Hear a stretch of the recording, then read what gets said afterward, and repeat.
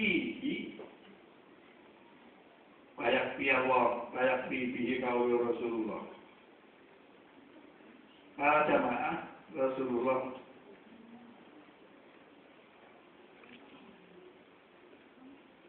sangat berharap kepada umatnya.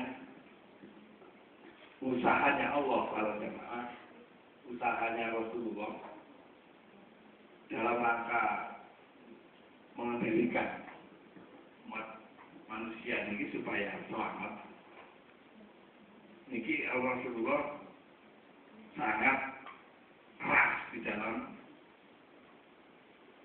memberi peringatan kepada umatnya.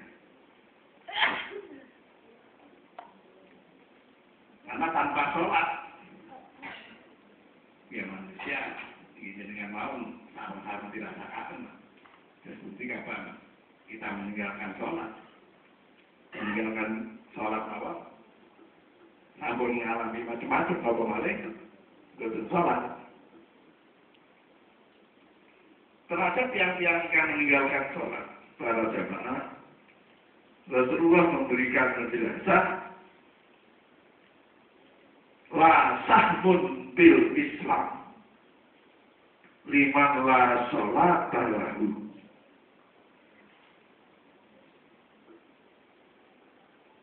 Rasulullah sangat tegas pada sahabat. Kita berbicara Islam. Nek saat ini teng daerah kita masing-masing. Seakan-akan Islam mawon kali. Udah ada organisasi lain, ya, organisasi politik. Islam apa? Organisasi keagamaan. Jadi Islam itu nanti diarani organisasi keagamaan. Tapi kali menurut orang-orang, jadi enteng banget Islam itu, enteng.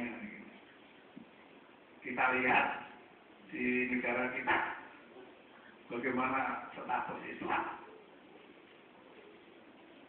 Departemen agama sama dengan departemen pendidikan, departemen kesehatan, departemen bisa apa?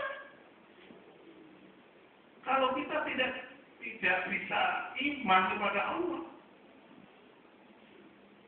ya kita umat Islam akan terjebak sama dunia atau mengikuti agama-agama lain, mengikuti umat-umat lain.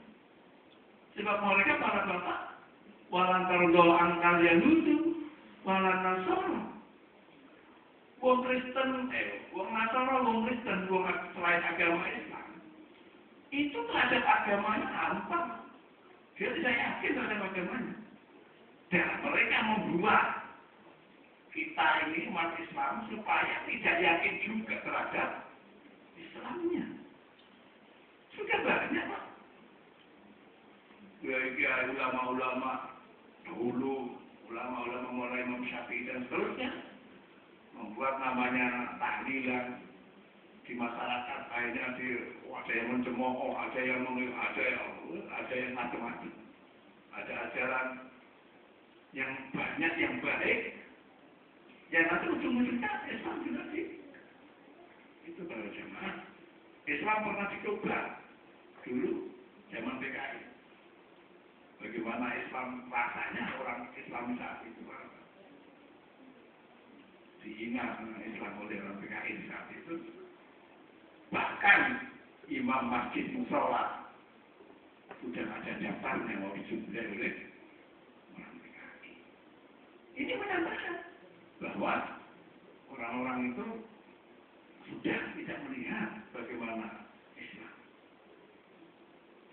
Enteng. Tapi coba kita lihat bagaimana Allah memberikan satu keputusan terhadap kita, terhadap umat manusia. Inna dina indallahi Islam. Kita jangan terjebak, Pak. Kita sudah diomongin, ya Tuhan, Islam. Bukan, kita lihat Allah itu milik siapa? Milik semua manusia. Orang Kristen menyebut tulisannya tulisannya Allah. Motor ini kan yang bisa. Tulisannya Allah Pak. Motor ini yang bisa. Wong Inggris yang ketok. Tapi tulisan Allah itu bahasa Arab sama. Para bapak, tadi malam mungkin tanggal 25 kemarin. Sampai lihat di TV ada misa dari Italia itu. Di sana ada doa dari umat Kristen. Doa yang dilakukan dengan bahasa Arab sama dengan kita doanya. Sama. Allahu Akbar ini sama. Allahu Akbar sama. Karena yang berdoa di mana? Orang Arab, yang Kristen.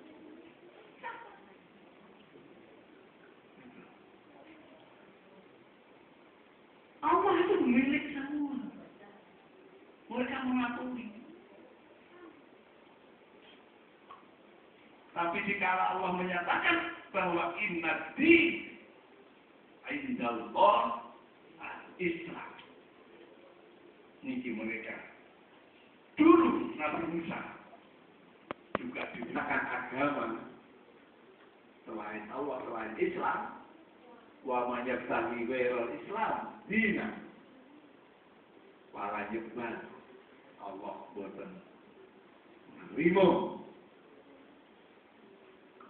wa huwa fil akhirati minal khasirin. Para bapak, begitu tegasnya Allah menyatakan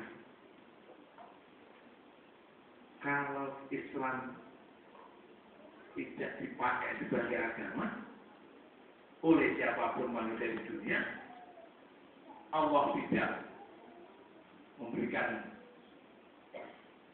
alternatif lain kecuali wahwa minal khosirin. Para bapak, makna khosirin, kalau makna secara yang kuno katanya atau di terjemahan bahasa Arab ke bahasa Indonesia, apa maknanya khosirin?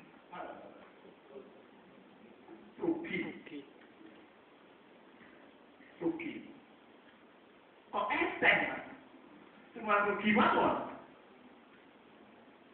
Nah, para bapak, ternyata makna al-khosirin itu maknanya bangkrut. Bangkrut di sini tidak akan ada makna. Tidak akan ada usaha-usaha yang pernah dilakukan sebagaimana yang dilakukan oleh Abu Lahab. Tabat yada Abi Lahabim wa tab. Para jemaah, Islam kalau tidak digunakan sebagai pedoman kita, sebagai agama kita, Allah akan mengatakan rugi. Bagaimana sistem ruginya? Lihat surat Tabat itu. Tabat yada Abi Lahabim wa tab. Ma'aghna anhu maluhu wa ma. Tidak ada artinya usaha apapun manusia. Kalau sudah dia itulah namanya khosirin. Ya. Khosirin itu namanya. Ma'aghna anhu maluhu, hartanya, modalnya, investasinya, tidak ada. Kita coba sekarang. Mohon maaf ini, ada orang agama lain lah. Sholat. Bagaimana nilai hati orang yang tidak dianggap Islam? Ma'akhina anjumalu. Maka ya, usaha nih, upaya nih, investasi nih, harta nih, sawah tunan nih, ternyata malah bapak, kalau kita cocokkan nilai itu, kalau orangnya tidak sholat, yang punya investasi seperti itu, masyarakat sudah tidak menanggap. Nah, suki ngopo, Orang tidak akan masuk. Iya.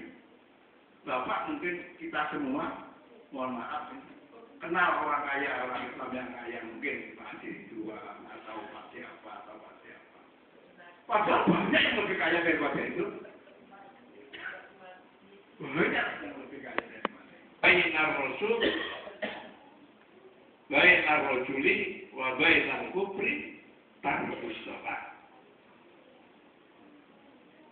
Para bapak wa fi hadzal hadis jazrun syadidun lil muslim allati yatasallatu alaihi al-kasal wa yahmilu ala tarkis shalah allati yamtazu biha al-kafir. Tiyang ingkang boten salat para jamaah sampun tidak diragukan. Semua kitab-kitab manapun niki dinyatakan yang itu kafir hukumnya. Kafir secara syar'i. Ya, bagaimana dampaknya kafir-kafir yang begitu itu? Ya Bapak, dampaknya paling tidak ya nanti hukum sosial masyarakat yang menilai. Hatta qala ba'du a'immatil malikiyah, kelompok Imam Malik berpendapat inna tarikus sholati abdan bahwa kafirun. Tiang-tiang ingkang meninggalkan sholat menurut Imam Malik niki hukume kafir. Kafir menurut hidayah. Ada kafir menurut fikih. Nah, kalau kafir menurut fikih itu ada dua, kafir dhimmi dan kafir harbi. Kafir dhimmi itu kafir yang pasif. Nah, kafir dhimmi kafir yang merusak Islam.